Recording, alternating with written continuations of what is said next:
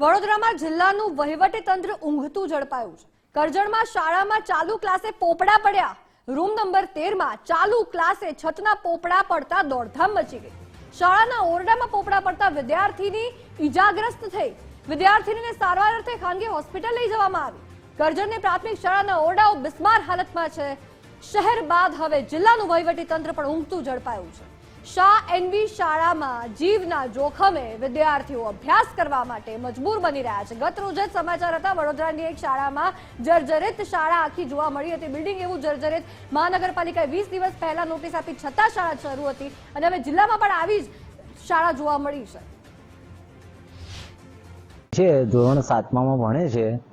કરજણ નવા બજારમાં સાયન્સ બી સ્કૂલમાં ક્લાસમાંથી ઉપરથી એક પોપડો પડવાથી મારી દીકરીને ઈજા થઈ છે પગમાં। પૂછાશે જ કે વડોદરા હરણીકાંડ બાદ પણ તંત્ર હજુ ઊંઘમાં છે। જર્જરિત શાળાને લઈને શું તંત્રને કોઈ ખ્યાલ હતો જ નહીં? શા માટે જીવના જોખમે વિદ્યાર્થીઓને અભ્યાસ કરાવવામાં આવે છે? વિદ્યાર્થીને કોઈ મોટી ઈજા થઈ ગઈ હોત તો એનો જવાબદાર કોણ હોત? બિસ્માર ઓરડામાં શા માટે શિક્ષણ આપવામાં આવી રહ્યું છે? શું હજી પણ કોઈ મોટી દુર્ઘટનાની રાહ જોવાઈ રહી છે? ફરી એકવાર એવી મોટી દુર્ઘટના થશે, માસૂમોનો જીવ જશે, પછી જ તંત્ર ઉઠશે?